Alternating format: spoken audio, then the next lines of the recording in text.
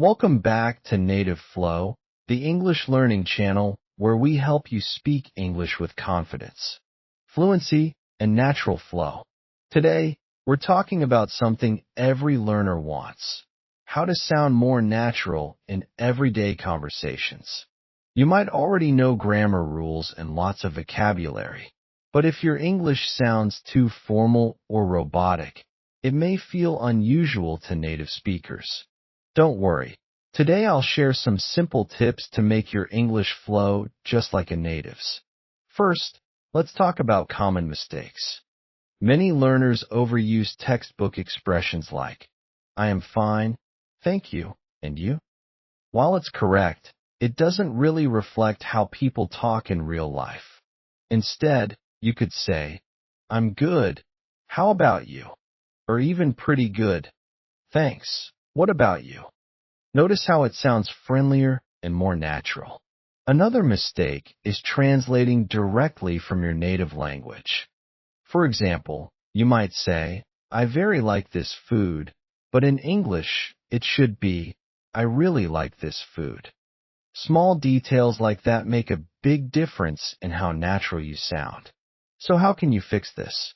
One tip is to use contractions. Native speakers almost always say I'm instead of I am, don't instead of do not, and it's instead of it is. Without contractions, your English may sound too stiff. Another trick is to use connected speech. For example, instead of carefully pronouncing I am going to eat, you can say I'm going to eat. Instead of do you want to, you can say do you wanna. These little shortcuts aren't lazy. They're how native speakers naturally connect words in fast speech.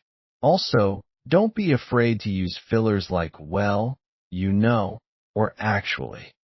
Imagine someone asks you, how was the movie? Instead of answering, the movie was good, you could say, well, it was actually pretty good, you know? Better than I expected. That sounds more conversational and real. Let's compare two short dialogues. The first one sounds robotic.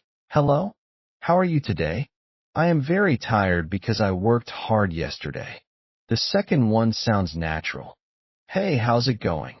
I'm kinda tired. Had a long day at work yesterday. Which one feels more real? Definitely the second one. The vocabulary isn't advanced, but the rhythm, contractions, and flow make it sound natural. Here's the big takeaway. To sound natural, you don't need big words or complicated grammar. You need rhythm, flow, and expressions that people really use in daily life.